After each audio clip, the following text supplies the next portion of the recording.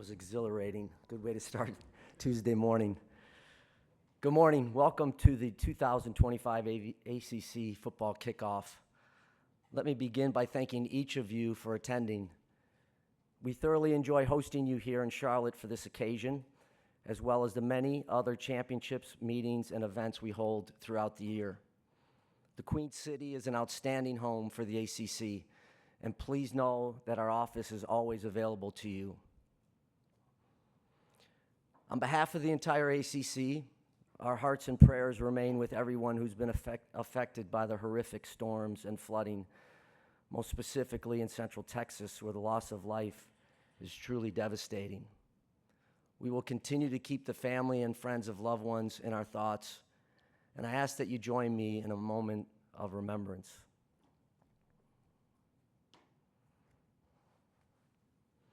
Thank you.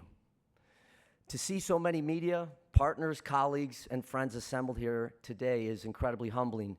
You are appreciated, and your attendance, coverage, and support will never be taken for granted. As I've done annually since my first ACC football kickoff 5 years ago, there's one group in attendance that I'd like to especially recognize.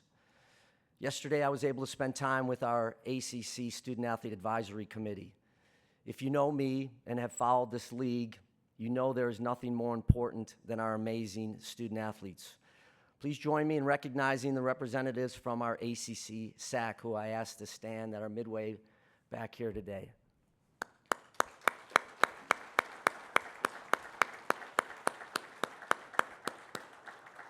They remain the best and brightest student athletes in the country, I promise you. Before I look ahead, it's important to reflect on the past year and what was accomplished both within the ACC and nationally. Beginning last July and throughout the year, we seamlessly integrated our 3 newest league members. Our national footprint, present in each of the 5 most populated states and having 4 of the 10 largest television markets, will continue to serve the ACC well. During the 2024 Summer Olympics in Paris, athletes from ACC institutions combined to win 102 total medals, the most of any conference, including the highest number of golds.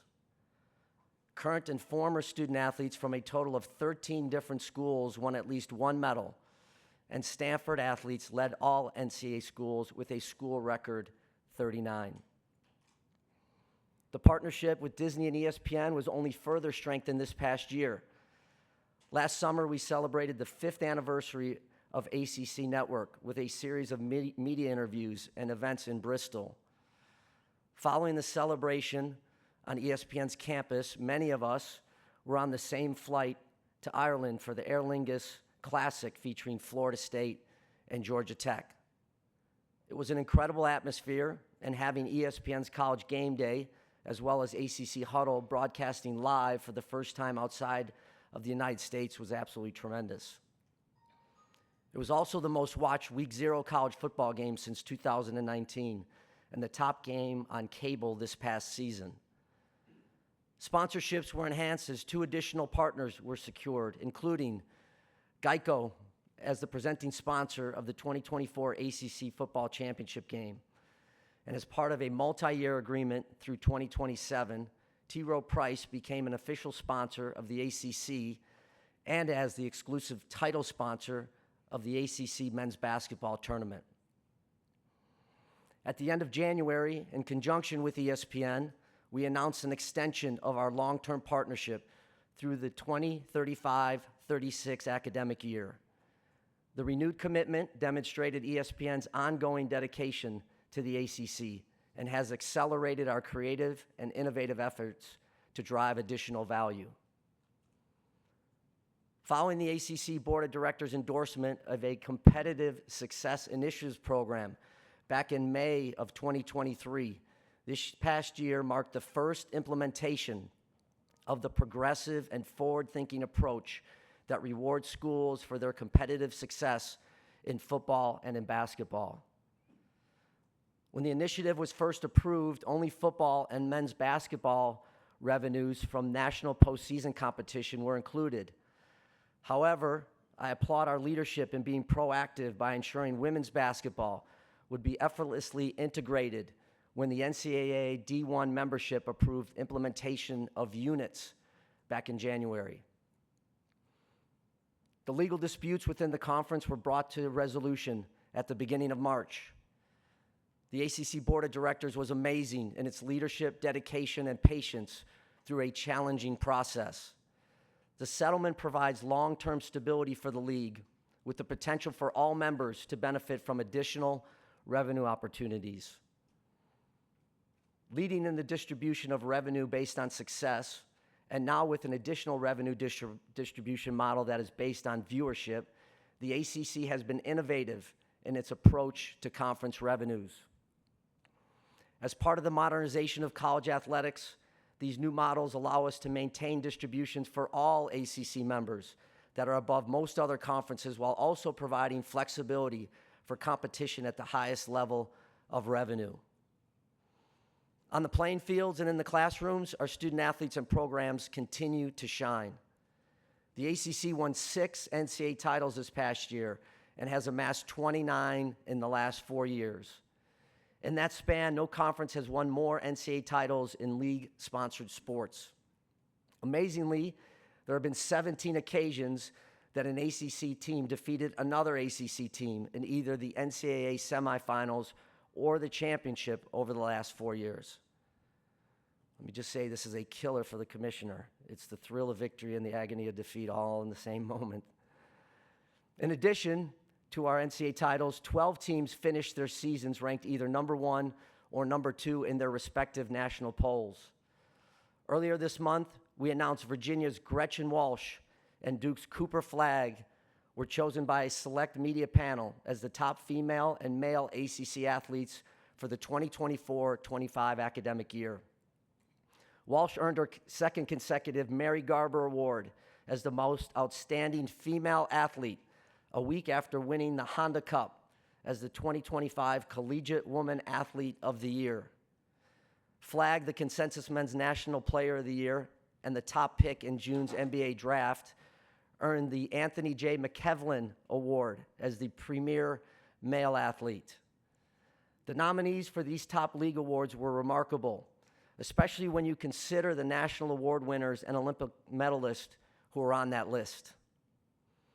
And as many of you noted at the time, this was only the 6th time in history that the number 1 draft picks from the NFL and NBA hailed from the same conference: ACC's Cam Ward of Miami and Cooper Flagg.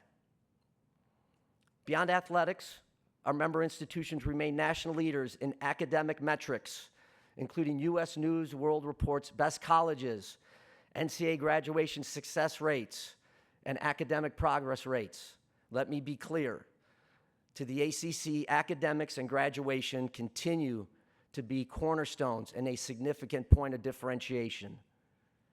Financially, as most recently reported, we were one of only 2 power conferences to show a revenue increase in 2023-24. We had the highest gross revenue ever reported for the league at over $711 million. Over the last 5 years, our overall revenue's up 56% and has more than tripled in the last 13. We delivered an average of $45 million to each school, also a league record. And once again, we are in the top 3 in both overall revenues generated and per school distribution, and we fully expect that to continue as we look ahead. Competitively, academically, financially, and beyond, it was another truly remarkable year for the ACC, which is a tribute to the exceptional leadership at our institutions led by our CEOs and ADs. There will always be more to do, but we are well positioned for the future, and I'm confident that our league will remain laser focused on building upon these successes by further embracing innovation, creativity, and competition. Nationally, the ACC continues to play a vital and leading role in this transformational moment for college sports. There remains strong ongoing collaboration among the Power Four commissioners as we work together to build a better and more sustainable future. There's not a day that I'm not engaged in discussions on the College Sports Commission, federal legislation efforts, the NCAA, or the college football playoff. As you know, after years of uncertainty and legal challenges, the formal approval of the settlement in June was a major step forward in modernizing college athletics. The new system provides a sustainable framework that allows more benefits to student athletes while continuing the broad-based programming that produced so many Olympic medalists last summer. The ability for schools to provide scholarships to more student athletes does not get the positive attention it deserves. From the very beginning and throughout the negotiations, anticipated resolution, preparations for approval, and now to full implementation, the ACC has been at the forefront of these discussions. The College Sports Commission, with Brian Seeley as its CEO, has already begun its tireless work ensuring compliance with the new rules around revenue sharing, student-athlete NIL deals, and roster limits. Brian begins his tenure about a month ago, and I continue to be impressed with him, with his credentials speaking for themselves. As we move forward and continue to meet this true reset moment, we must remember that everything will not be perfect immediately. We know we must get this right, which we take very seriously. We're being thoughtful about every detail and are committed to progress through learning, adapting, and strengthening the model to support and protect college sports for generations to come.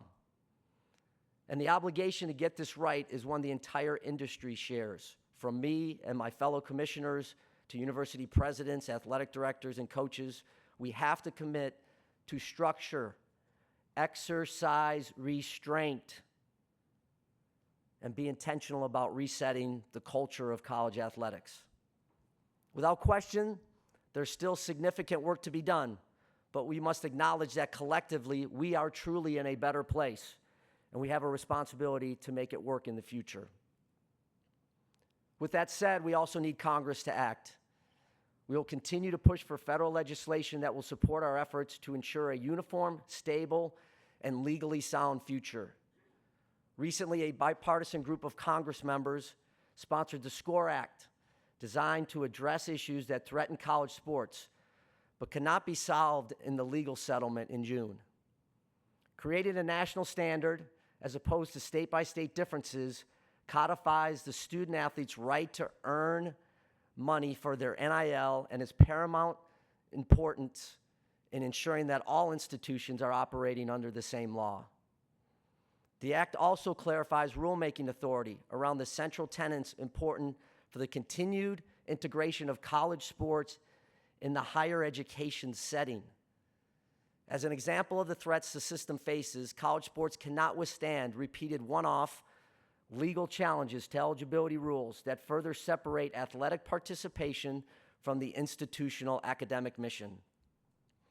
Not only is it philosophically contrary to the educational mission of our institutions, but continued extensions of eligibility threaten the opportunities for the next generation of college student athletes. As you know, there are many issues addressed in this comprehensive bill, and I applaud the engagement of our national leaders and look forward to our continued progress. As we further implement the many aspects of the new model, we also remain focused on working with the NCAA and President Charlie Baker on critical matters, including the future of NCAA governance, a discussion that has been ongoing for several years, dating back to my service on the Constitution and Transformation Committees. The NCAA Board of Directors, chaired by Virginia Tech President Tim Sands, and the NCAA Board of Governors, which I have the privilege of serving on, are focused on the future structure. Following an incredibly successful first year of the expanded college football playoff, we are looking forward to the future of this premier event. Earlier this spring, we adjusted the seating and bye policies for the upcoming season, which were absolutely in the best interest of college football. The decisions were important to guarantee the 5 highest-ranked conference champions a place in the playoff while also recognizing performance on the field during the entire regular season via straight seeding. Conversations regarding the CFP structure beyond the upcoming year are ongoing, and I sincerely appreciate the collaborative spirit in which we are moving forward. We may not always agree, and at certain points we have had some strong disagreements. but we all recognize the importance of coming together to find a solution that is truly best for all of college football. Fairness and access are paramount, just as they are in all other college sports postseasons. As I begin my remarks about the upcoming ACC football season, I want to announce two specific conference policies that will be implemented this fall. In the sports of football and men's and women's basketball, our conference has elevated its expectations around court and field safety. Members are required to continue developing event security plans, which will now include a review by a third party independently, and to ensure that only participants, coaches, officials, and authorized personnel are allowed in the competition area before, during, and at the conclusion of any competition. The plan may allow spectators to access the competition area following a contest, but only after the visiting team and officials have safely exited the area. With the elevated safety expectations, there's critical importance to ensure that adequate time for all members of the visiting team to safely leave the field of play.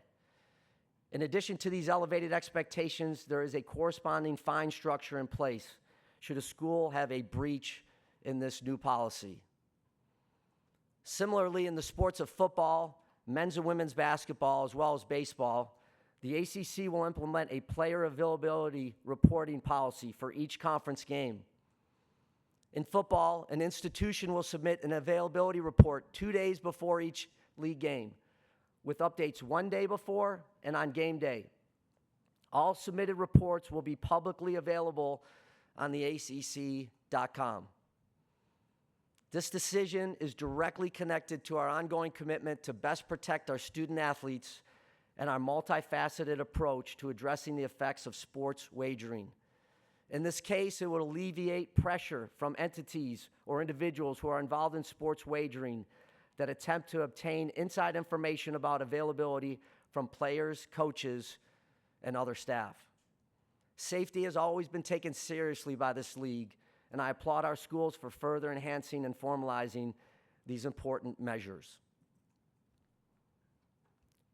We are now 32 days away from week 0 and the start of the 2025 ACC football season, and 37 days from arguably the most compelling week 1 in college football history, and in ACC football history, that is. Last spring, we welcomed 3 new coaches in North Carolina's Bill Belichick, Stanford's Frank Reich, and Wake Forest's Jake Dickert. Collectively, this is a veteran group of coaches with multiple national championships and Super Bowl rings, and I look forward to watching all 17 lead their respective teams this season. Once again, our programs have separated themselves in both scheduling and attracting preeminent players. We applaud the national conversation around the importance of strength of schedule in elevating and evaluating teams for the college football playoff. The ACC continues to embrace this challenge, with our teams being intentional and strategic about the non-conference scheduling to ensure a competitive and meaningful slate of games to complement the challenging league schedule. ACC football has the strongest non-conference schedule in the country, with 26 non-conference games against Power 4 opponents, including Notre Dame, which is 8 more than any other league. Whether looking at the non-conference games against teams ranked in the final 2024 CFP rankings or ESPN's 2025 way too early top 25, our league is leading the way. ACC football demands excellence every week from every team. Our league is as deep as any, and we witnessed that last season as for the first time in conference history, 4 different ACC teams won at least 10 games, plus a league record and nation-leading 13 bowl-eligible teams. That's not an anomaly, it's the new standard, and we expect nothing less this year. And what makes our league great is the exceptional talent. The ACC once again stands out as the conference of quarterbacks, and the numbers speak for themselves. This year's group is as deep and talented as we've seen in years, with elite signal callers, many here with us this week. But it's not just about quarterbacks. This league is loaded with explosive playmakers on offense, game changers on defense, and we all know the value of special teams in this league. There's not enough time to outline all the meaningful games and rivalries that will take place this season. However, there's no question all eyes will once again be on this conference. During week one, we're the only league to compete across 5 days, Thursday through Monday, and we will once again anchor Labor Day weekend on Monday night with North Carolina playing host to TCU. Our teams will also play nation-leading 7 Power 4 opponents in week one, all of which who have won at least 9 games this past season. Throughout the regular season, ACC football is set to dominate Friday nights. A league record and nation-leading 12 games are scheduled and will feature 12 of our 17 programs. Fans will never miss a minute of action as our ESPN, ACC network, and CW partners will once again cover our teams throughout the entire season. Starting next week, ACCN will embark on a 3-week road trip previewing all 17 ACC programs with 60-minute shows that air in primetime each weekday. As I said before, being one of only 3 conferences with its own network is a differentiator. And in this case, Road Trip is unique to the ACC, as it's the only college conference network to have this preseason programming. ACC Huddles continues to be another quality initiative, which since 2001 has traveled to the site of the ACCN primetime game. Beginning this season, we're thrilled to announce that ACC Huddle will now travel to the marquee ACC game each week, beginning with number 6 LSU at number 2 Clemson in week 1. The ACC regular season promises to be a relentless battle as teams will once again compete for the opportunity to earn a coveted spot in the ACC football championship game played at Bank of America Stadium right here in Charlotte. This game continues to stand as one of college football's premier events, features the top 2 teams in the ACC, and consistently delivers riveting moments and national significance. In the first 20 games, 14 different ACC programs have competed for the title, more than any other Power 4 conference, a reflection of the depth, balance, and strength that defines ACC football. And make no mistake, this event has major national implications. In 10 of the last 13 seasons, the game's winner has reached the college football playoff or national championship game. Last year, and for the second time in league history, both of our participating teams earned a spot in the CFP, making the ACC one of only 3 multi-bid leagues. Please enjoy the next 3 days as you talk with our outstanding coaches and student athletes that are ready to accomplish greatness. I truly believe there's not a more exciting collection of teams in the country than in the ACC. As I conclude my remarks, I also want to express my sincere appreciation to each of you for your coverage, attendance, and support of this league. Now I'm happy to take any questions. Thank you. We're going to open it up for questions. We'll get to as many as we can here before our time is up. We're going to take our first one from over here on the left center aisle. As a reminder, we have microphone holders that will get the mic to you. If you could, please give us your name and affiliation to start things out, and then ask your question. Our first one right here from Andrea.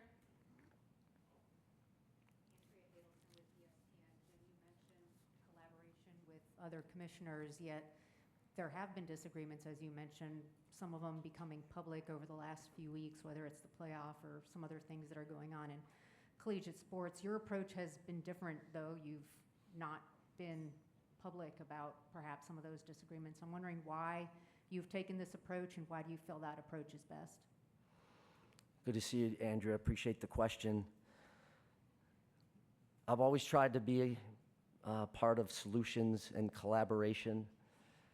I think some of those things aren't really meant for the public, some of those private conversations. I think all of us have a responsibility to our conference, and I certainly feel that way each and every day about the ACC. But I also know that I have a responsibility to the enterprise, and whether it's what's happening now with CFP, and maybe there'll be another question later on directly about that, or what we do with the new governance structure, or how we formulated the CSC. I think I'm pretty strong in my convictions, and try to bring people together and understand that the best way to get a deal done is to make sure that maybe you have to relent a little bit, maybe you have to give up a few things, but keep your eye on whatever it is you're trying to achieve. And I'm thankful for that. I really am, and we'll continue to lead in that manner. Protect the ACC, but also try to do what's right for college sports. As a quick follow-up, you mentioned the CFP, and that's where a lot of the disagreements have been. What is the ACC's position about where you want to see an expanded playoff? And there's, as a follow-up to that, there's been conversation about perhaps staying at 12. How would you feel about that? So I think some of my comments have been public relative to the CFP. I've always believed in rewarding conference champions. And if you're in a really good conference, I think like we have across the P4, and you're also part of the G6, conference championships matter, and that's been consistent in my 5 years, that they should be rewarded. Fairness and access should also be part of the equation. And so we have a really good playoff right now. It's the 5-7 model. I'm open to 5-9 and 5-11. I always look to our championships to try to have as much access as possible. Within reason, it has to make sense. I think 5-7 allows about 9% of those that play college football at the FBS level a chance to get into the playoff. And it goes up about 1.5%. So I think you get to nearly 12% if you go to a 5-11 model. I know that there's questions about selection and selection committee. I have great faith and confidence in those committee members. I've served on the men's basketball selection, women's basketball selection committees. I know how difficult that is. These are honorable, honest individuals with great integrity. I do like that we're reviewing the protocol for selection, and I think that will help. But I want to stay committed to access and fairness to all of college football, not only the ACC, and protect our AQ. So I look forward to our ongoing conversations, and I understand why other leagues feel differently about positioning of the future format. So we'll look forward to some of those ongoing conversations. Take our next question from over here on the right-hand side middle. Jim David Teal with the Daily Press and Virginian Pilot. You mentioned a fine structure for schools where security breaches occur with court and field stormings. What is that fine structure? It's $50,000, $100,000, and $200,000. Those will accumulate through 2 seasons in football and basketball. Maybe there's another sport that has an issue. So those will be compiling. They'll go to the postgraduate scholarship fund, and that's where those dollars will be deposited. But I think paying closer attention there, David, is something that we've done privately. We haven't been as publicly about it. It's time. We're seeing more and more of that happen. And I'm seeing it more and more. We're seeing it more and more in basketball. It seems to happen a lot to Duke and North Carolina. We have to protect those student athletes in across all of our 18 programs. So that, along with a independent third party that reviews our safety protocols, is, I think, an important step for the league. I'm going to take our next question from the second row over here on the right. Hey, Jim. Luke Teacock, Raleigh News and Observer. In addition to CFP, we've also been discussing and tabling repeatedly NCAA tournament expansion, basketball, men's and women's basketball. Has your position on that changed at all? Is that a bargaining chip as you work through these CFP issues with the other conferences? Thank you, Luke. Good to see you this morning. Basketball is the crown jewel of all of our championships, I think. CFP certainly is really important and draws an awful lot, ends up being a financial engine for all of us. But I think the country really enjoys March like nothing else. So we have a responsibility and obligation to protect it. It's in a really good spot right now. It's 68. We've had the iterations from 48 to 64 to 68. I like what we're doing, Luke, as it relates to looking at it, reviewing it, talking to coaches, talking to student athletes. Logistically, it has to make sense. The compression of when tournaments finish And then when you have the Masters, which obviously with a partner like CBS, you're not going to change that, only allows you a certain amount of time to get these games in. So you can't hastily expand the tournament if you haven't looked at that and player safety and number of games and what it would mean for travel and how you would work those additional 4 or 8. But as I said earlier, I always like additional access for teams and for schools when it's the right time and when it's the right tournament and format. So we'll look at it. Overall, I would say, as I've talked with our coaches and listened to some of the feedback, our men's coaches are more in favor of expansion. Our women's coaches are more against expansion. So it's almost like a split in the conference as it relates to that. So we'll continue to work with Charlie Baker, who I would say this, we have every other week with the Power 4 commissioners call, and Charlie joins us for a portion of that 90-minute call. And he always gives us an update on that, and he continues to do that. We have an upcoming call next week. I think it'd be difficult to push it through this year if it expands. Who knows? There's still time to do that, but I want to do it in a really thoughtful, measured way. Take our next question from the second aisle on our left. Hey, Jim. David Hale with ESPN. I know you talked about the toughest non-conference schedule of any conference, but the Big Ten has made a big thing about their 9-game conference play. The SEC is discussing that. Do you feel solid that the ACC should stay at 8? Do you feel like it would need to go to 9 if the SEC goes to 9? And how does that, if they go to 9, how does that affect the ability to schedule big-time games? Yeah. Good morning, David. Good to see you, as always. We have discussed 9. We've discussed 9 several times in my 5 years as commissioner. The group has always felt that at the end of the day, those non-conference games have really been good for the league, and we have really scheduled well. So it isn't as if our league has just kind of looked aside about strength of schedule. They have. If you go to 9, if the SEC ends up going to 9 and maybe we end up going to 9, I think there's a few challenges. Those rivalry games that we really enjoy, I think that the fans really enjoy, I think some of those go away. And it now focuses more on everybody's conference schedule than it is a mix of conference schedule and non-conference. Also, I think it's a challenge for us with an odd number of schools at 17 and how you exactly work that out. So that in itself, there's some difficulty there. And I continue to talk to Greg and I talk to Tony and Brett all the time. I mean, we have frequent conversations. So, I mean, no one's kind of moving in a vacuum on this. We're exchanging, thoughts there, and we'll see. At the end of the day, I like where our league is.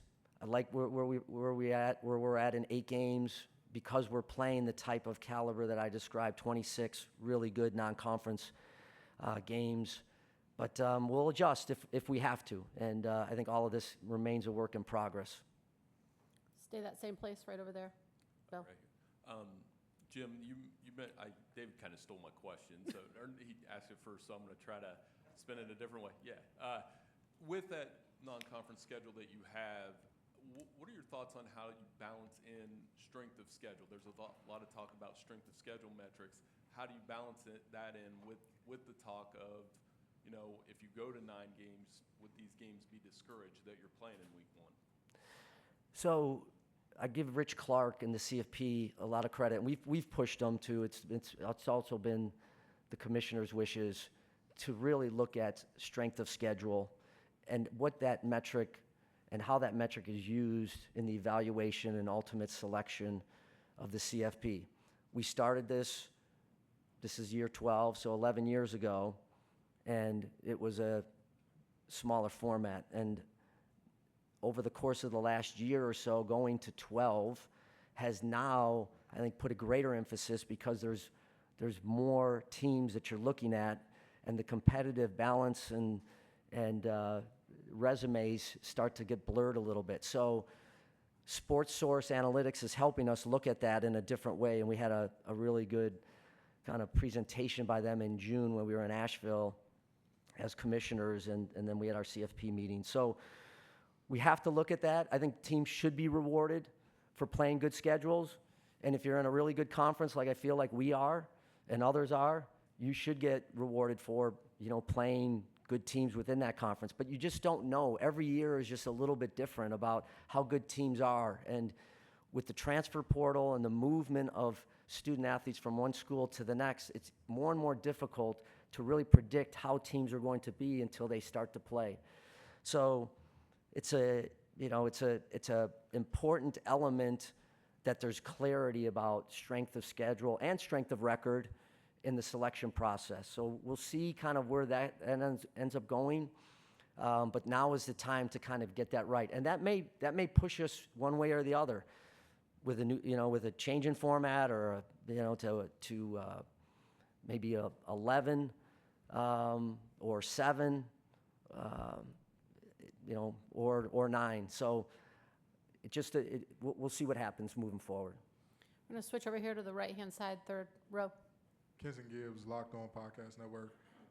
In terms of the NIL conversation, it is moving in a direction with the executive orders and all that coming down that there seems to be a very clear delineation on whether or not the players are classified as student athletes or employees. Are you for or against either one of those labels, and where do you fall in that conversation? Yeah, thank you. Nice to see you this morning, Kevin. Appreciate the question.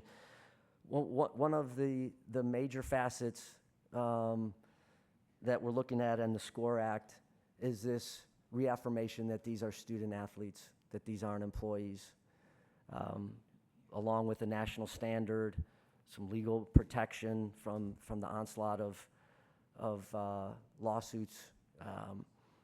I had a chance yesterday, as I described, to talk to our student athletes. They understand it. They understand.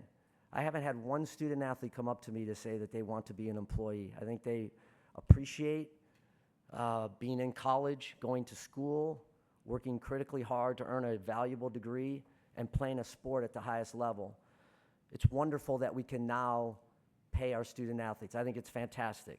How that distribution comes out and who gets those dollars, et cetera, those are still to be determined by schools. But that's the next step in I think the modernization of college sports, is to get that reaffirmation that these indeed are student athletes. Thank you for your question. We're going to go all the way on the left-hand side. Thanks. Brian Murphy with WRAL. Commissioner, can you assess the rollout of the College Sports Commission, how it's launched, and then obviously the guidance specifically about NIL? Does the ACC support that current guidance, and do you expect legal challenges if that guidance stays in place? CSC, Brian? Yeah. Listen, I think Brian City's done an amazing job in 3 weeks. I really do. This thing has happened fast. He's absolutely the right person based on his background at the Department of Justice and Major League Baseball. But I think there's some really important elements. It's about communication, implementation, and compliance. And that's part of what Brian is trying to do. Overall, he's watching the enterprise, and he's watching what the settlement agreement has allowed. Rev share for the first time and staying within the $20.5 million. Legitimate NIL agreements, legitimate, not pay for play, but legitimate, where the student athlete is performing something in return for the dollars, and roster limits, which I spoke about a little bit earlier in my remarks. We've taken off some of these restrictions on scholarship limits and some of that. So he's done a really good job, and I go back to, why did we want to set this up? It was about setting up a standardized set of rules. It was about transparency, which we haven't had in the NIL era, and the ability when we began having the ability to pay student athletes, and enforcement. And that's where we're headed. As it relates to the case, listen, our legal counsel will continue to work with the class counsel that's representing the student athletes, and we'll either get to an agreement or we won't about the interpretation that's been under question. And if we can't get to a good place coming together, then we'll put it in front of a judge. But we can't. When I said earlier with the emphasis on restraint, I meant it. we can't help ourselves sometimes. People know what the rules are relative to 20.5. They know what legitimate NIL is. You can play in that gray area if you want, but all that does is undermine a new structure. So I really like where we're going. It's not going to be perfect. It shouldn't be expected to be perfect. But I was looking down because I want to give you these notes. I think it's helpful because I talked to Brian within the last 24 hours. Just so you know a little bit about like NIL Go, who's registered. Let me give you these numbers. Student athletes, 15,519. Reps and agents, 1,970. Average daily logins, about 600 student athletes a day are getting on NIL Go. Approved deals, I don't have that number. Anyway, so it's moving. And every time we talk to Brian, talking about we, meaning the Power 4 commissioners, he's got new updates, and the thing continues to get stable and get some traction. So appreciate the work he's doing. I really like the structure. We fought hard for the things I just mentioned, and we'd be well served to just kind of relax and let this thing settle in.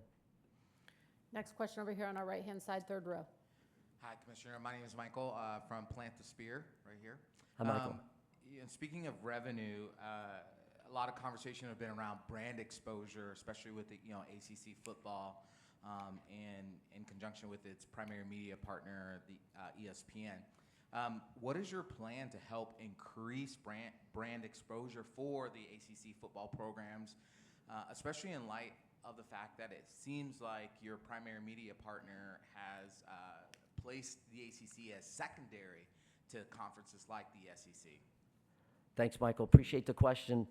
So I really like what we've done. The Accomplished Greatness has been about an 18-month project that has had incredible benefits for us. The brand of the ACC can continue to be elevated. It really can be. Maybe you're interested in the new Chief Marketing and Branding Officer that's open. So if you are, give me your materials because we're going to hire somebody that will report to me. And it's something that we've gone through a reorganizational kind of move here in the last 3 months with our office, and we are going to hire somebody from the outside to do that.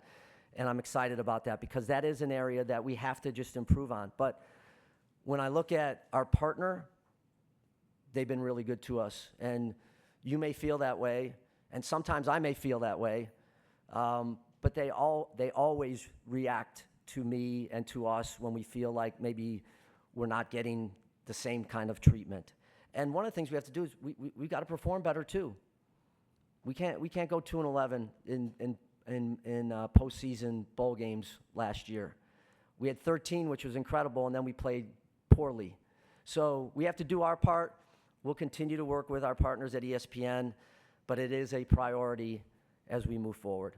Thanks for the question. Hey, Jim. David Glenn from the North Carolina Sports Network.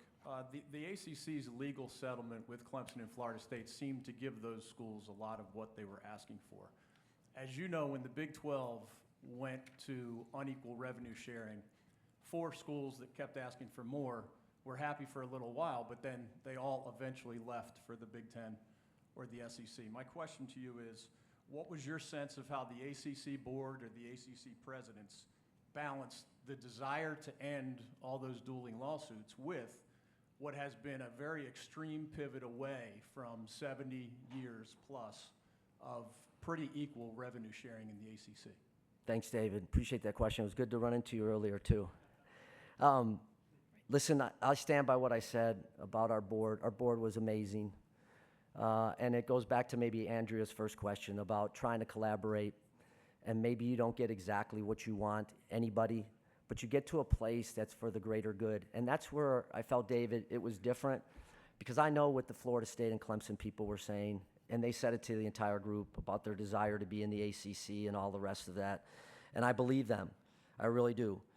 And I have a responsibility to make sure that our ACC schools want to be in this league, not just have to be in this league. And I think that's important.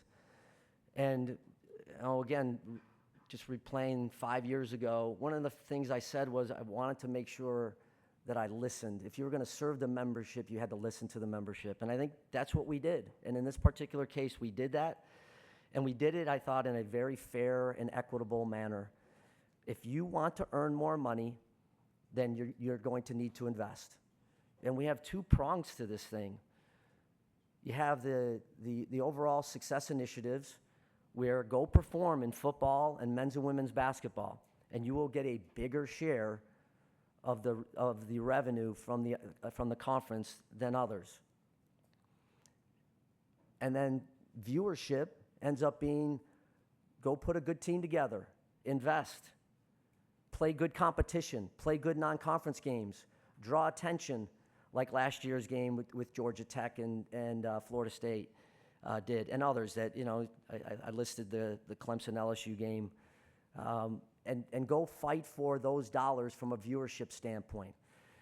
And everybody's going to get a certain level of viewership dollars, which again, I think there'll be a little bit of teeter-tottering based on your performance, based on your team, and that's healthy. I really do. It may not fit all leagues or other leagues, but I know that was part of what was right and a reconciliation for the league.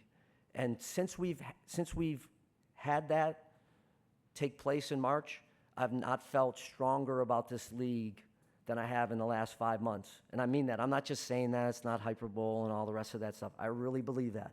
When you think about settling those lawsuits and being committed to one another, you talk about viewership and success on how to distribute dollars. You talk about coming back off of the most revenue we've ever distributed, 29 national championships, sport of football getting better, and we want to take another step this year. The league is situated nicely right now. Difficult, bumpy, challenging. But let's not let a lazy narrative from a standpoint of people not moving on and understanding kind of where we're going. I feel like the league has earned that. Nobody gave that to us. We were steady.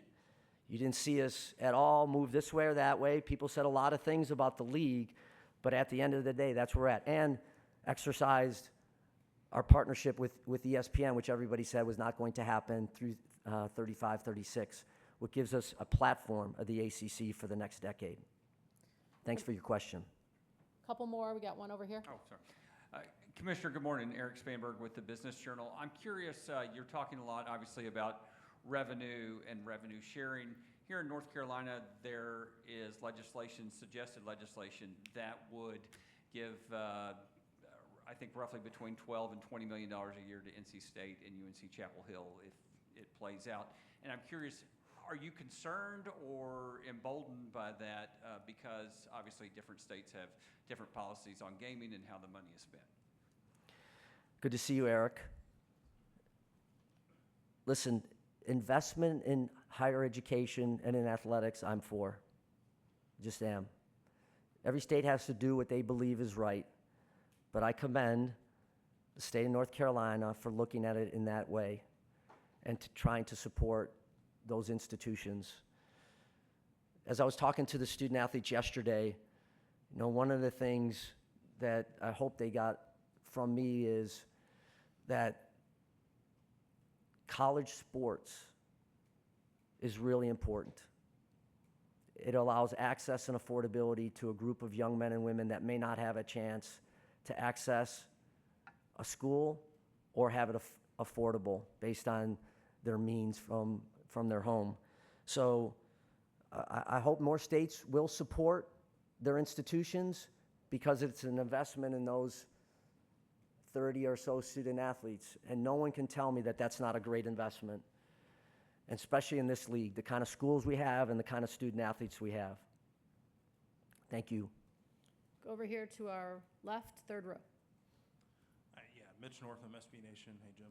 I was just going to ask about the availability and injury reporting policy that's new, that's coming.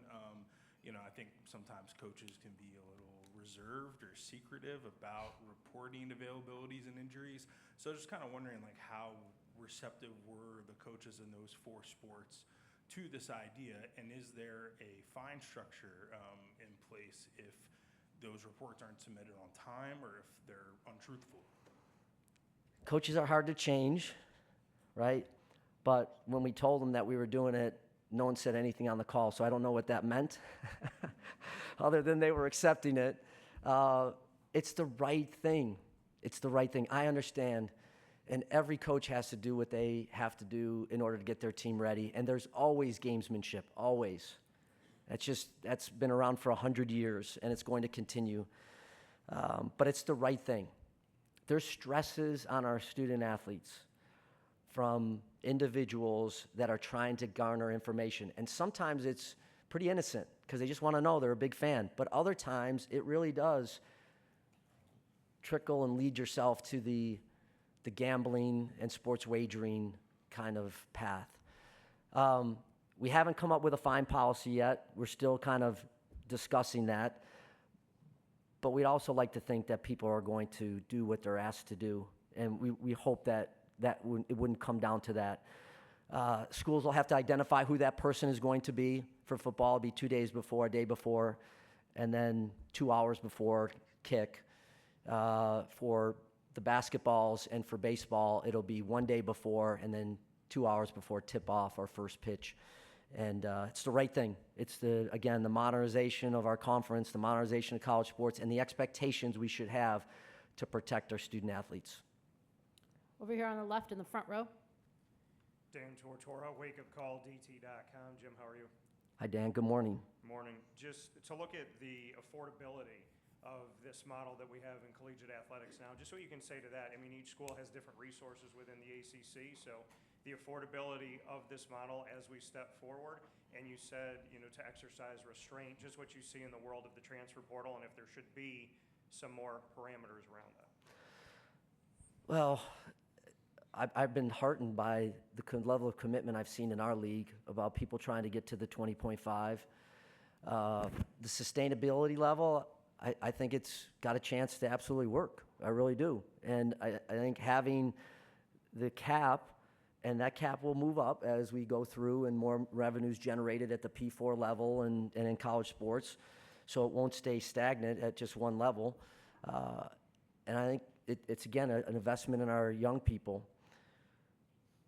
Those decisions about how much and who gets it, those end up being campus decisions. I hope this has a positive effect on the transfer portal relative to a little more stability there. The transfer portal was never, ever put together so that a student athlete could go to 4 schools in 4 years. That never was the intent. But it got away from us because of legislation and because of legal disputes and the rest of it. And so I hope that ends up, these agreements, these NIL agreements and agreements with the schools, et cetera, I hope that will settle some of that movement away. Student athletes deserve the right to go to the schools that they want, for sure.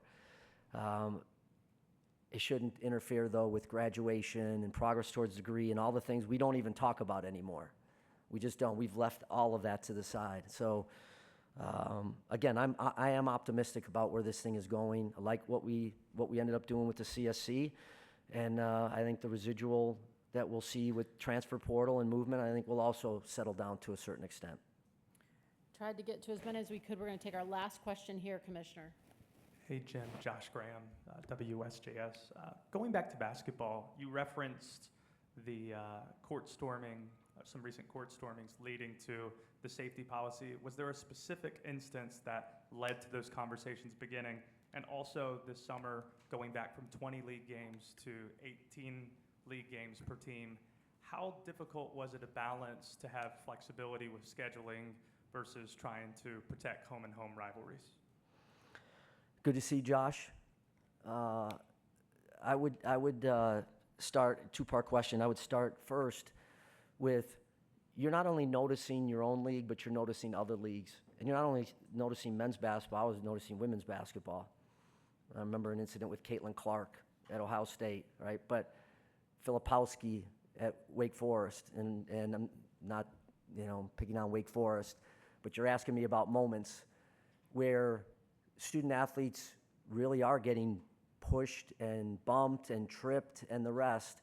And then this past year, when I saw it early on in the year, especially a couple of the league games, but then noticing across the country some of the activity that were going on. So that really spurred this idea of safety.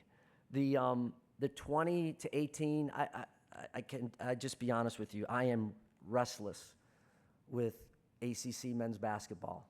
And I'm responsible for it. I feel responsibility for it. But it's not good enough where it is right now. And I know our coaches feel the same way. And I felt like going to 18 games allowed us a chance to play 2 more competitive non-conference games and give us a chance to have a greater winning percentage. And some of the metrics that they use to select teams, when you play 20 conference games, games 19 and 20, you're going to have a 500 record across your league no matter what. So I feel strongly that that's the right thing for us to do. It always has a few unintended consequences in some of the rivalries, and you just mentioned that. That ends up being part of, maybe what you don't like about it, but it was time for us to do that. We can always go back to 20 if we need to, and we're not going to for a few years for sure, because we got to let this thing settle in, see how scheduling goes, see how our teams perform, and all the rest of it. But we need to get back to our rightful place in men's hoops, and that decision was absolutely intended to try to help our schools do that. Thank you, Commissioner. Thank you. Appreciate you. Make sure you let us know if there's anything that you need here over the course of the next 3 days, and just really appreciate you being here in the middle of the summer. Thanks.